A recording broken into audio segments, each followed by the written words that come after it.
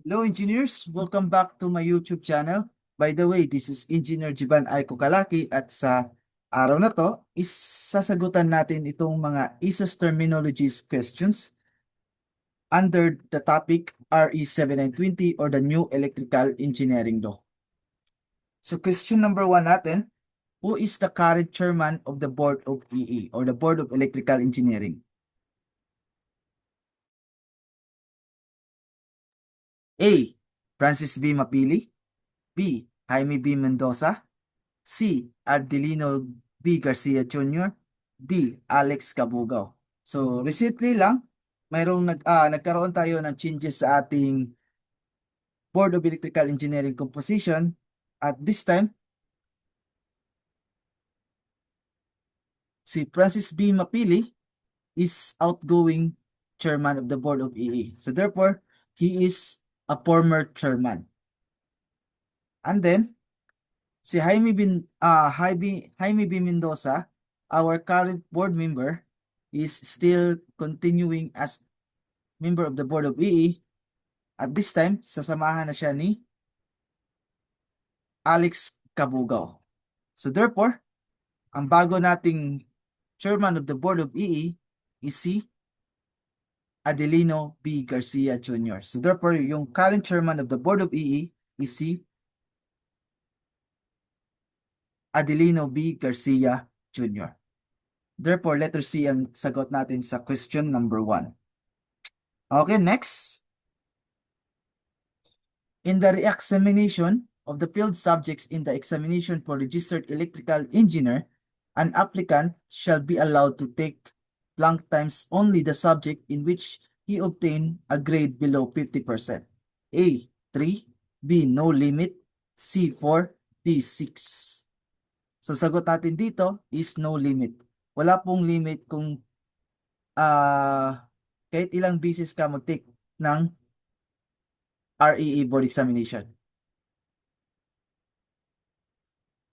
Next, question number 3. Which of the following is not a requirement for the applicants to apply for registration as a registered electrical engineer? A. At least 21 years of age. B. Citizen of the Philippines. C. Has been finally convicted by the court of an offense involving moral turpitude. D. Good reputation with low moral values. So, ang sagot natin dito is good reputation with low moral values. So, ito yung magiging reference natin. Section 17, Qualification of Applicants for Registered Electrical Engineer. So, ito yung mga qualification para maging applicant for REE examination. A, dapat citizen of the Philippines ka. B, dapat at least 21 years of age. C, he is a good reputation with high moral values. So, therefore, yung hindi requirement for RAE examination is good reputation with low moral values. Ang correct na term natin dito is good reputation with high moral values. D, he has not been finally convicted by the court of an offense involving moral turpitude. And A, he is a holder of degree of Bachelor of Science in Electrical Engineering from a university, school, college, academy, or institute duly constituted, recognized, and accredited by the Philippine government. Okay, next. Question number 4. Who is considered as the executive officer of the Board of Electrical Engineering? A. Chairman of the Board of Electrical Engineering. B. PRC Commissioner. C. IIEE National President. D. Secretary of the Board of Electrical Engineering. So, ang sagot natin dito is the PRC Commissioner. Siya po ang Executive Officer of the Board of Electrical Engineering. Okay, next. Question number 5. The passing general weighted average rating for licensure examination for registered electrical engineer must be 70% with no grade below blank in any subjects in mathematics, ISAS, and electrical engineering as required under Section 19B of RA 7920. A. 55%. B. 65%. C. 60%. D. 50%. So sagot natin dito as is dapat wala kang grade below 50%. So therefore, yung sagot natin dito is letter D. The passing general weighted average rating for licensure examination for REE must be 70% with no grade below 50% in any subjects. Next, members of the Board of Electrical Engineering are appointed by 1. The President of the Philippines, 2. The Professional Regulation Commission or the PRC, C. The Institute of Integrated Electrical Engineers of the Philippines or IIEE. So, ang members of the Board of Electrical Engineering are appointed by the President of the Philippines only. Next, question number 7. Which of the following is not a qualifications of the Board of Board of Electrical Engineering board members? 1. Be at least 36 years of age. B. A resident of the Philippines for at least 10 consecutive years. 3. Be a registered electrical engineer. 4. Have practiced electrical engineering for a period not less than 5 years. So, sagot natin dito is letter C. Okay, review natin. Article 3, Board of Electrical Engineering, Section 5, Qualification of Board Members. First qualification, dapat natural-born citizen, Filipino citizen and a resident of the Philippines for at least 5 consecutive years. Hindi po 10 consecutive years. B, be at least 35 years of age. Hindi po at least 36 years of age. C, be a person with no final conviction by the court of an offense involving moral turpitude. D, be a holder of the degree of Bachelor of Science in Electrical Engineering from a university, school, college, academy, or institute duly constituted, recognized, and accredited by the Philippine government. E, be a professional electrical engineer. So, hindi po registered electrical engineer. Dapat po professional electrical engineer with a valid certificate of registration and a valid professional license duly qualified to practice electrical engineering in the Philippines. F, have practiced electrical engineering for a period not less than 10 years. So, dapat hindi po bababa sa 10 years. Hindi po 5 years. And G, not an official nor a member of the faculty or have a pecuniary interest in any university, college, etc.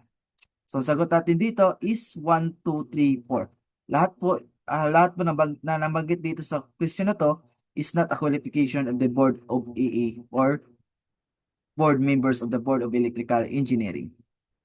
Okay, next. Question number 8. When we refer to the old electrical engineering law, dapat old electrical engineering law to engineers, we are referring to which of the following acts? A, RA 5734, B, RA 184, C, RA 134, D, RE 7919.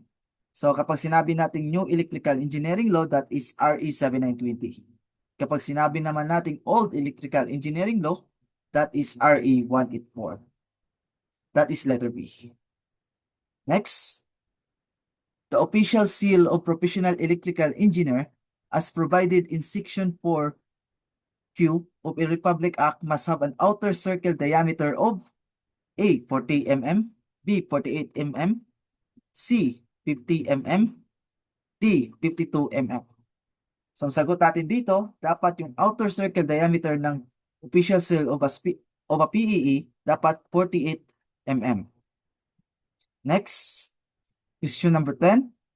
Blank refers to the installed capacity of an alternating current, electric plant or supply equipment or the connected load of an industrial plants or commercial building per Section 2H Article 1 of RE 7920.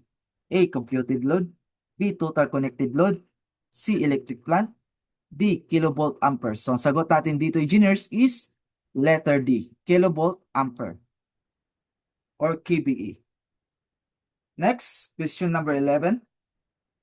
Section 23 of Article 3, issuance of certificates of registration, the professional is required to renew license every blank years upon payment of registration fee. A, 3, B, 2, C, 1, D, 6. So, tayo po mga professional is required to renew our license every 3 years. Okay? Next, question number 12. What is known otherwise as the new electrical engineering law? A. RA 184, B. RA 5734, C. RA 7920, D. RA 7902. So kapag sinabi natin new electrical engineering law, that is RE 7920. Kapag sinabi naman natin old electrical engineering law, that is RE 184. So ang sagot natin dito is letter C. Question number 13. What is the minimum age for a person to become a member of the Board of Electrical Engineering? A. 30, B. 35, C. 40, D. 45. So ang sagot natin dito is 35. Next, question number 14. When was the RE 7920 passed by the House of Representatives and the Senate? A. February 14, 1995, B. February 12, 1995, C. February 25, 1995, D. February 21, 1992. So ang sagot natin dito is letter D, February 21, 1992.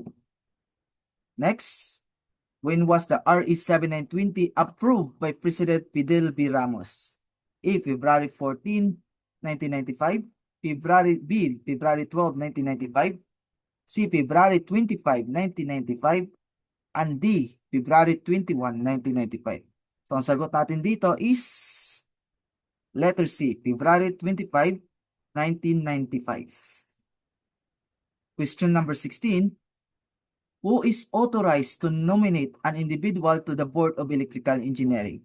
A. Senators, B. Congressmen, C. Accredited Association of Electrical Engineers, D. PRC Commissioner. So, ang authorized to nominate an individual to become a Board of Electrical Engineering is the Accredited Association of Electrical Engineers. Next, question number 17. The members of the board shall hold office for a term of blank years from the date of appointment or until the successor shall have appointed and qualified. A. 2, B. 3, C. 4, D. 5. So the members of the board shall hold office for a term of 3 years. So sagot natin dito is letter B. Question number 18. An applicant for registration as professional electrical engineer must have at least blank years of active practice reckoned from the date of his registration as registered electrical engineer. A. 2, B. 3, C. 4, D. 5. So sagot natin dito, para maging qualified tayo as an applicant for professional electrical engineer, dapat mayroon tayong experience of at least 4 years. So therefore, yung sagot natin dito is letter C. Next, question number 19. Who is the current chairman of the PRC? A. Chupilo Pilando Jr., B. Charito Zamora, C. Erwin Inad, D. Conrado Unglao. So the current chairperson of the PRC is si Charito Zamora. Yung kanyang predecessor is si Chupilo Pilando Jr. Since current chairperson yung hinahanap, so yung sagot natin dito is letter B, Charito Zamora. Next, question number 20. What Senate bill number is proposed to replace RE 7920, aiming to strengthen the practice of electrical engineering in the Philippines, known as Electrical Engineering Act of 2025?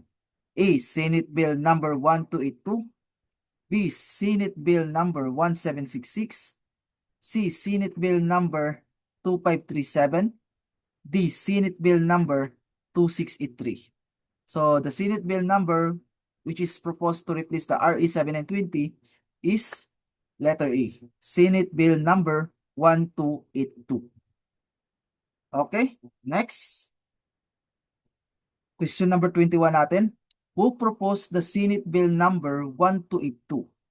A Senate Bill number proposed to replace RE 7920, aiming to strengthen the practice of electrical engineering in the Philippines, known as Electrical Engineering Act of 2025.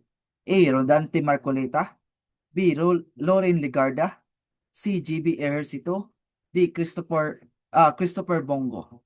So, nag-propose po ng Senate Bill number 1282 aiming to replace the RE 720 is si Kwan. Is letter D. Si Christopher Bongo po, si Senator Bongo. So, dito na po magtatapos yung ating ISAS Terminology Series, Part 1. I hope may natutunan kayong bago sa araw na to and maraming salamat sa panonood. See you next time.